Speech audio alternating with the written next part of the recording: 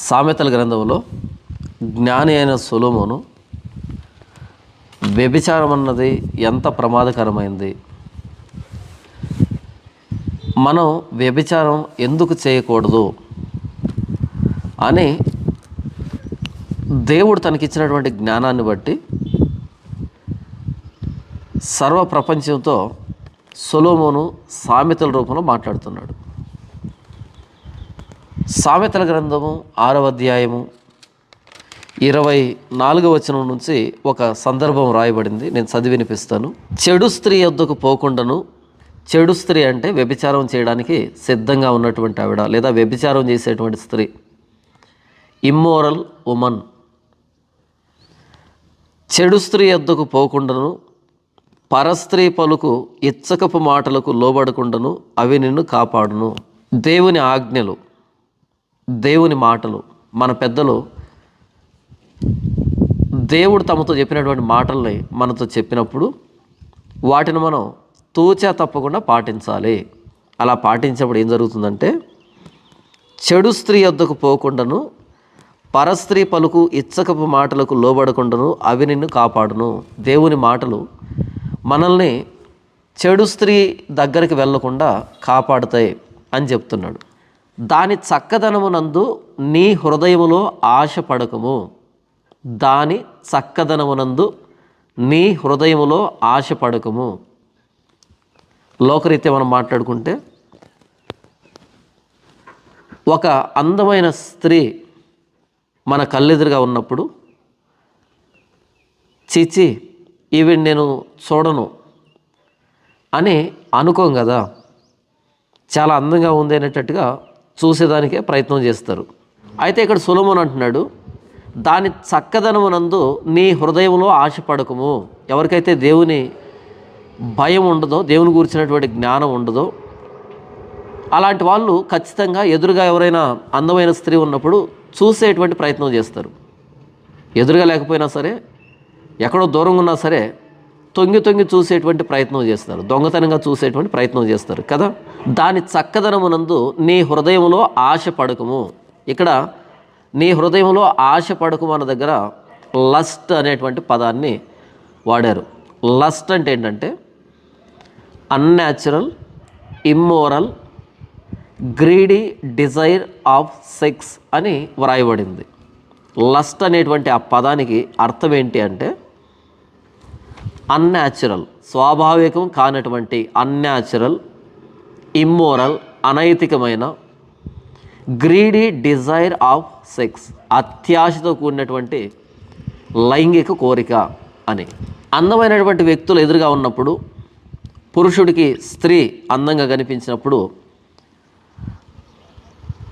వ్యభిచారం జరిగేదానికి ఆస్కారం ఎక్కువ ఉంది. స్త్రీకి అందమైన పురుషుడు కనిపించినప్పుడు వ్యభిచారం జరిగేదానికి ఆస్కారం ఎక్కువ ఉంది.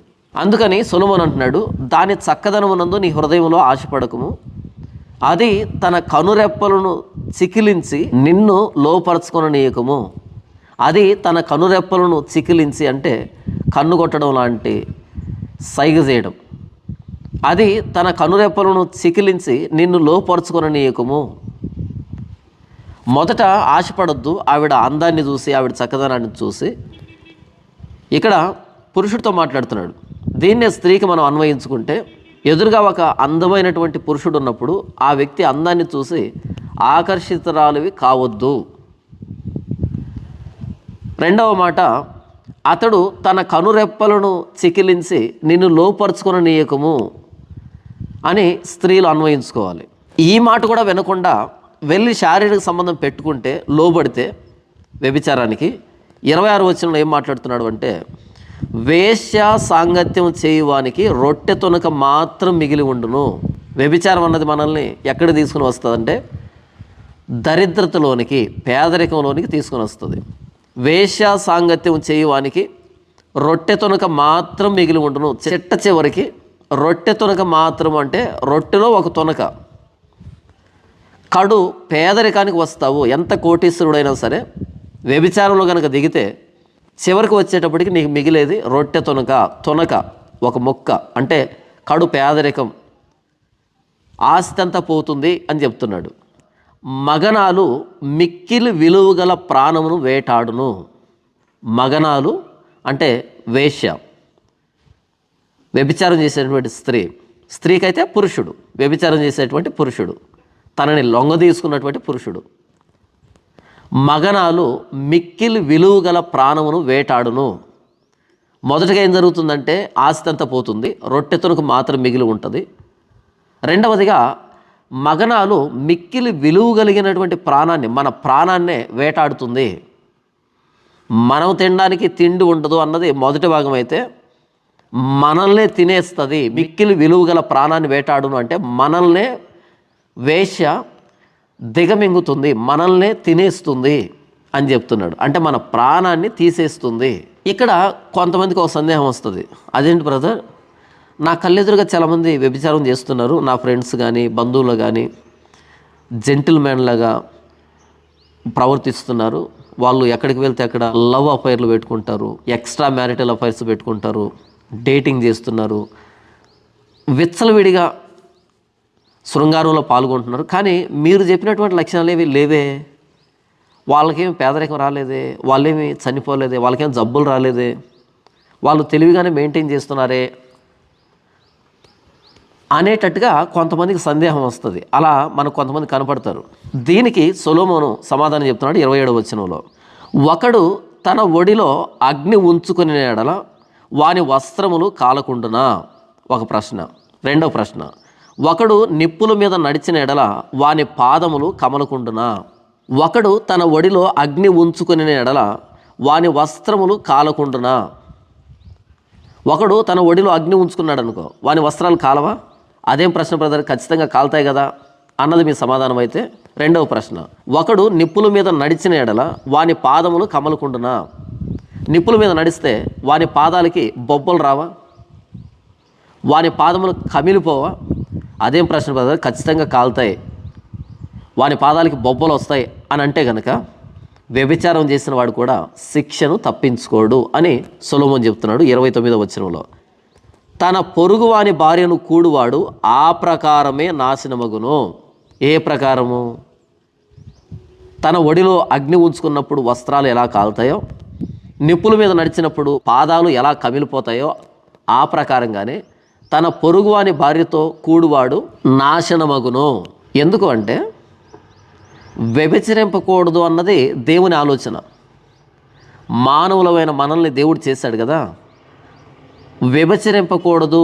జంతువులకి ఆయన నైతికత ఇవ్వలే, మొరాలిటీ ఇవ్వలే. వాటి ఉద్దేశం ఒకటే, పిల్లల్ని కనాలి అంతే. కాబట్టి వాటి ఋతువులో వాటికి ఏది అందుబాటులో ఉంటే దాంతో కలుసుకొని పిల్లలు కంటాయి. కానీ మానవులమైన మనకి దేవుడు నైతికత ఇచ్చాడు. జీవిత భాగస్వామితో మాత్రమే మనం లైంగిక కోరికలు తీర్చుకోవాలి అని దేవుడు చెప్పాడు. కనుక వ్యభిచరింపకూడదు అన్న దేవుని ఆలోచన అయితే, మనం వ్యభిచారం చేసినప్పుడు దేవుని ఆలోచనకు తిరగబడుతున్నామని అర్థం. కాబట్టి దేవుడు ఖచ్చితంగా మనకు శిక్ష విధిస్తాడు. దీని గురించి సొలొమోను మాట్లాడుతూ, ఒకడు తన ఒడిలో అగ్ని ఉంచుకుంటే వాని వస్త్రాలు కాలుతాయి కదా, ఒకడు నిప్పుల మీద నడిస్తే వాని పాదాలు కములుతాయి కదా, అలాగే తన పొరుగు వాని భార్యను కూడువాడు నాశనమగును అని చెప్పాడు. ప్రస్తుతం మనకి వాళ్ళు వర్ధిల్లుతున్నట్లుగా, ప్రస్తుతం వాళ్ళు సంతోషిస్తున్నట్లుగా, ప్రస్తుతం వాళ్ళకి అన్నీ బాగానే ఉన్నాయి అనేటట్టుగా అనిపించవచ్చు, కానీ అందరికీ ఒకే రకమైన శిక్ష రాదు. అందరికీ వెంటనే శిక్ష రాకపోవచ్చు, కానీ శిక్ష మాత్రం తథ్యం, నాశనం మాత్రం కునికి నిద్రపోదు. దేవుడు ఎవరిని ఎలా శిక్షించాలో, ఎవరిని ఎలా నాశనం చేయాలో ఆయనకంటూ ఒక ప్రత్యేకమైన సమయం ఉంటుంది, ప్రత్యేకమైన ప్రణాళిక ఉంటుంది ఒక్కొక్కరి పట్ల. కాబట్టి ఎవరి మీదకైతే శిక్ష ఆలస్యంగా వస్తుందో వాళ్ళని చూసి పర్వాలేదులే అనేటట్టుగా దయచేసి మోసపోకండి. 30వ వచనంలో ఒక ఉదాహరణ చెప్తున్నాడు. దొంగ ఆకలి కొని ప్రాణ రక్షణ కొరకు దొంగిలిన ఎడల ఎవరునూ వానిని తిరస్కరింపరు కదా, వాడు దొరికిన ఎడల 7 అంతలు చెల్లింపవలెను, తన ఇంటి ఆస్తి అంతయు అప్పగింపవలెను. ఉదాహరణకి పొలంలో సేద్యం చేస్తున్నారు, కళ్ళం శుభ్రపరుస్తున్నారు, చీకటైంది, అందరూ ఇంటికి వెళ్ళి పడుకున్నారు. కళ్ళంలో ధాన్యం ఉంది, చెత్తలో ధాన్యం ఉంది. రాత్రిపూట దొంగ వచ్చాడు, ఒక బస్తా దొంగలించుకుని వెళ్ళిపోయాడు. ఉదయాన్నే వచ్చి చూసేటప్పటికి ఎవరో బస్తా దొంగలించారని తెలిసిపోయింది యజమానుడికి. కోప్పడతాడు. కాసేపు ఉన్న తర్వాత పోనీలే, వాడికి పొలం లేకపోవచ్చు, ఇవి తిండి గింజలు కదా, అందరికీ ఆశే కదా, వాడు బ్రతకలేక దొంగలించాడులే అనేటట్టుగా సరిపెట్టుకుంటాడు. ఏది ఉదయానికి అది కనిపించకపోతే. కానీ వాడు దొంగలించేటప్పుడు కనుక చూస్తే వదిలిపెడతాడా? లేదా ఎవరో తెలియనప్పుడు పోనీలే బ్రతకనీలే అనేటట్టుగా అనుకుంటాడు. కానీ పలాని వ్యక్తి దొంగతనం చేశాడు అని తెలిస్తే అప్పుడేం జరుగుతుంది? వాడు దొరికిన ఎడల 7 అంతలు చెల్లింపవలను. ఒక్క బస్తా తీసుకుని వెళ్ళిన దానికి 7 బస్తాలు మూల్యాన్ని రాబడతాడు కదా, నష్టపరిహారాన్ని రాబడతాడు కదా. 7 అనేదాన్ని ఇంకా వివరిస్తూ సొలొమోను తన ఇంటి ఆస్తి అంతయు అప్పగింపవలెను, తన ఇంటి ఆస్తి అంతయు అప్పగింపవలెను. దొరక్కపోతే వదిలిపెట్టేస్తారు దొంగని, కానీ దొరికితే 7 అంతలు అంటే తన ఇంటి ఆస్తి అంతా, వాడు దొంగలించిన దానికి చాలా రెట్లు భారీ మూల్యాన్ని చెల్లించుకోవాల్సి వస్తుంది దొంగ దొరికినప్పుడు అని మాట్లాడుతున్నాడు కదా. దీన్ని దేంతో పోలుస్తున్నాడో చూద్దాం.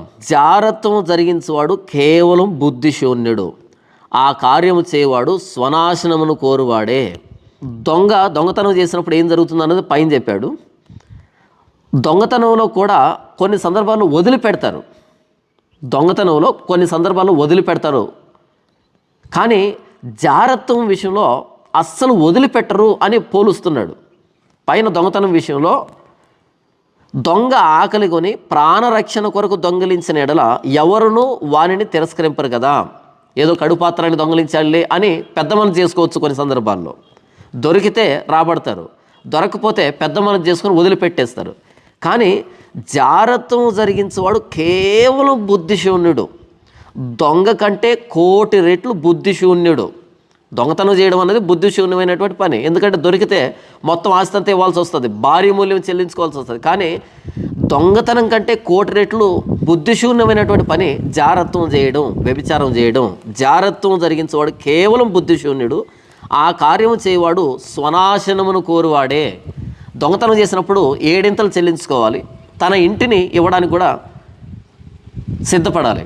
కానీ జారత్వం విషయంలో ఇచ్చేదేముండదు, ఆ కార్యము చేయవాడు స్వనాశనమును కోరువాడే, తన సొంత నాశనాన్ని కోరేవాడే వ్యభిచారం చేస్తాడు.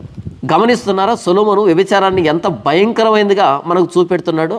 వాడు దెబ్బలకును అవమానమునకును పాత్రుడగును, వాడు దెబ్బలకును అవమానమునకును పాత్రుడగును, వానికి కలుగు అపకీర్తి ఎన్నటికీ తొలగిపోదు. ఎవడైతే వ్యభిచారం చేస్తాడో వాడిని దయదలుచకూడదంట. వాడు దెబ్బలకును అవమానమునకును పాత్రుడు. దొంగతనం చేసిన వాడిని కొట్టి వదిలిపెట్టొచ్చేమో కానీ జారత్వం చేసేవాడు దొరికితే వాడు దెబ్బలకు పాత్రుడు, అవమానానికి పాత్రుడు, వానికి కలుగు అపకీర్తి ఎన్నటికీ తొలగిపోదు అని అంటున్నాడు. భర్తకు పుట్టు రోషము మహారౌద్రము గలదే, ప్రతీకారము చేయు కాలమందు అట్టివాడు కనికరపడడు. ప్రాయచిత్తం ఏమైనను నీవు చేసినను వాడు లక్ష్య పెట్టడు, ఎంత గొప్ప బహుమానములు నీవిచ్చినను వాడు ఒప్పుకొనడు. భర్తకు పుట్టు రోషము మహారౌద్రము గలదే. పరుని భార్యతో వ్యభిచారం చేసినప్పుడు అది భర్తకు తెలిస్తే ఆ భర్తకు వచ్చే రౌద్రము చాలా గొప్పదంట. భర్తకు పుట్టు రోషము మహారౌద్రము గలది, ప్రతీకారము చేయు కాలముందు అట్టివాడు కనికరపడడు. చాలా సందర్భాల్లో భర్తలకి అనుమానం వచ్చి చంపుతారు ఆ అక్రమ సంబంధం పెట్టుకున్న వ్యక్తిని కానీ భార్యని కానీ. ఎందుకంటే భర్తకు వచ్చేటువంటి రోషం అంత రౌద్రం కలిగింది. ప్రాయచిత్తం ఏమైనను నీవు చేసినను వాడు లక్ష్య పెట్టడు, ఎంత గొప్ప బహుమానములు నీవిచ్చినను వాడు ఒప్పుకొనడు. ఒక పురుషుడు తన భార్య విషయంలో ఇంకో వ్యక్తి ఎవరైనా తప్పుగా ప్రవర్తిస్తే ఆ భర్తకి వచ్చేటువంటి రోషానికి, ఆ భర్తకు వచ్చే రోషాన్ని తగ్గించడానికి ఎంత బహుమానం ఇచ్చినా, ఎన్ని మాటలు చెప్పినా, ఎలాంటి ప్రాయశ్చిత్తం చేసినా సరే సరిపోదు, ఒప్పుకోడు. ఎందుకు సొలొమోను మాట చెప్తున్నాడు అంటే జారత్వానికి దూరంగా ఉండండి, వ్యభిచారానికి దూరంగా ఉండండి. ఈ జారత్వాన్ని తప్పించుకునేటువంటి దారేంటి? దేవుని మాటల్ని ఎల్లవేళలా మన హృదయంలో ఉంచుకోవడం. ఈ సామెతల్లో ఏ పదమైతే వాడబడిందో దాని చక్కదనమునందు నీ హృదయంలో ఆశపడొద్దు అని అన్నాడు కదా. ఆశ అన్న దగ్గర లస్ట్ అని ఉంది కదా. అదే పదాన్ని ప్రభువైన యేసుక్రీస్తు వారు ప్రయోగించారు. మత్తయి సువార్త 5వ అధ్యాయం 28వ వచనం ఒకసారి చూద్దాం. వ్యభిచారం చేయవద్దని చెప్పబడిన మాట మీరు విన్నారు కదా. పాత నిబంధనలో వ్యభిచరింపకూడదు అనేటువంటి మాట ధర్మశాస్త్రంలో ఉంది కదా. ఇంతవరకు సొలొమోను దానిని వర్ణించాడు కదా, వివరించాడు కదా, ఎందుకు వ్యభిచరింపకూడదని వివరించాడు కదా. వ్యభిచారం చేయవద్దని చెప్పబడిన మాట మీరు విన్నారు కదా. నేను మీతో చెప్పున్నదేమనగా, యేసు ప్రభు వ్యభిచరింపకండి అని చెప్పటం ఆయన, నేను మీతో చెప్పున్నదేమనగా, ఒక స్త్రీని మోహపు చూపుతో చూచు ప్రతివాడు అప్పుడే తన హృదయమందు ఆమెతో వ్యభిచారం చేసిన వాడగును. ప్రభు అయిన యేసుక్రీస్తు వారు ఎంత కట్టుదిట్టం చేశాడు అంటే ఈ ఆజ్ఞని మనం వ్యభిచరింపకుండా ఉండడానికి, ప్రభు అయిన యేసుక్రీస్తు వారి దగ్గరికి వచ్చినటువంటి మనం జారత్వానికి దూరంగా ఉండడానికి, వ్యభిచారం చేయకుండా ఉండడానికి ఆ ఆజ్ఞను ఎంత కట్టుదిట్టం చేశాడంటే, ఎంత పటిష్టం చేశాడు అంటే, నేను మీతో చెప్పేది ఏంటంటే, ఒక స్త్రీని మోహపు చూపుతో చూచు ప్రతివాడు అప్పుడే తన హృదయమందు ఆమెతో వ్యభిచారం చేసిన వాడగును. ఆలోచిస్తున్నారా? ప్రభువైన యేసుక్రీస్తు వారు మన దగ్గర నుంచి ఎంత మానసిక పవిత్రతను కోరుకుంటున్నాడు. ప్రభువైన యేసుక్రీస్తు వారు ఆయన్ను నమ్ముకున్నటువంటి మన దగ్గర నుంచి ఎంత శీలాన్ని, ఎంత క్యారెక్టర్ని, ఎంత పవిత్రతని, పరిశుద్ధతని, మన అంతరంగంలో పరిశుద్ధమైనటువంటి ఆలోచన విధానాన్ని ఆయన మన దగ్గర నుంచి ఎంతగా అపేక్షిస్తున్నాడో మీకు అర్థమవుతుందా? కానీ ఈరోజు క్రైస్తవ సమాజంలో ప్రభువైన యేసుక్రీస్తు వారు ఏం చెప్పాడు, మన దగ్గర నుంచి ఏం ఆశిస్తున్నాడు అనేటువంటి స్పృహ చాలామందికి లేదు. ఇది బాధాకరమైనటువంటి విషయం. సరే, ఇప్పుడు సామెతల గ్రంథంలోకి వస్తే, వ్యభిచారం చేసినప్పుడు ఆస్తి పోతుంది, ఆరోగ్యం పోతుంది, పరువు పోతుంది, ప్రాణమే పోతుంది అని నష్టాలన్నింటినీ రాసుకుంటూ వచ్చాడు కదా. మన గతకాల పాపాల కోసం ప్రాయశ్చిత్తంగా ప్రాణం పెట్టినటువంటి ప్రభువైన యేసుక్రీస్తు వారు మన దగ్గర నుంచి ఏం కోరుకుంటున్నాడు అంటే, ఒక స్త్రీని మోహపు చూపుతో చూసేటువంటి లక్షణమే మీలో ఉండకూడదు. గతంలో మీరు అనేకమైన పాపాలు చేస్తారు, మీ పాపాల కోసం నేను బలయ్యాను. అయితే ఇప్పటి నుంచే, నా దగ్గరికి వచ్చినప్పటి నుంచి ఒక స్త్రీని మోహపు చూపుతో చూసేటువంటి లక్షణం మీలో ఉండకూడదు. ఒకవేళ ఉంటే శిక్ష రాదా? నాశనం రాదా? పాత నిబంధనలో వ్యభిచరింపకూడదని దేవుడు చెప్పాడు. అయినా వ్యభిచారం చేస్తే రాళ్లతో కొట్టి చంపమని ధర్మశాస్త్రంలో ఆజ్ఞ ఉంది. సొలొమోను వ్యభిచారం చేస్తే ఎలాంటి నష్టాలు ఉంటాయి అని వివరిస్తూ వచ్చాడు. ప్రభువైన యేసుక్రీస్తు వారు, నా దగ్గరికి వచ్చిన మీరు, నా ప్రాణత్యాగాన్ని అంగీకరించినటువంటి మీరు ఎలాంటి జీవన శైలి కలిగి ఉండాలి అంటే, ఒక స్త్రీని పరిశుద్ధంగా చూడాలి, పవిత్రమైనటువంటి చూపు మీలో ఉండాలి. ఒక స్త్రీని మోహపు చూపుతో చూస్తే అప్పుడే నీ హృదయంలో వ్యభిచారం చేసినట్టుగా నేను భావిస్తాను. ఎంత పవిత్రతని ప్రభువైన యేసుక్రీస్తు వారు మన దగ్గర నుంచి ఆశిస్తున్నాడో. ఈ మాటలు వింటున్నటువంటి నా ప్రియమైన సహోదరుడా, సహోదరి, ఒక్కసారి మన చూపు ఎలా ఉంది, మన అంతరంగంలో ఆలోచన విధానం ఎలా ఉంది? మన కోసం ప్రభువైన యేసుక్రీస్తు వారు సిలువలో ప్రాణం పెట్టాడు. ఆయన కలువరి సిలువలో కార్చిన ఆ రక్తానికి మనం ఇస్తున్నటువంటి విలువ ఏంటి? నేను ప్రభువైన యేసుక్రీస్తు వారిని అంగీకరించాను అని చెప్పుకుంటూ మన చూపు అపవిత్రమైందైతే మనం ప్రభువైన యేసుక్రీస్తు వారిని వెక్కిరిస్తున్నామని అర్థం కాదా? మన అంతరంగంలో ఆలోచన విధానం చెడిపోయిందైతే, గుండెల్లో బల్లెంపోటు తిన్నటువంటి ప్రభువైన యేసుక్రీస్తు వారి ప్రాణత్యాగం మనకు అర్థం కాలేదని అర్థం కదా. కాబట్టి మన అంతరంగంలోనికి మరొకసారి మనం తొంగి చూసుకొని మన అంతరంగంలో ఉన్న ప్రతి పాపాన్ని ప్రభువైన యేసుక్రీస్తు వారి పాదాల చెంత ఒప్పుకుందాం. ప్రభువా, నేను అనేకమైన మోహపు చూపులు చూస్తున్నాను, నా అంతరంగం చెడిపోయింది, నా ఆలోచన విధానం చెడిపోయింది. ప్రభువా, నన్ను క్షమించు, నాకు పరిశుద్ధమైనటువంటి చూపుని అనుగ్రహించు, నా అంతరంగాన్ని పవిత్రపరుచు. ఒక స్త్రీని నా తల్లిగాను, చెల్లిగాను, కుమార్తెగాను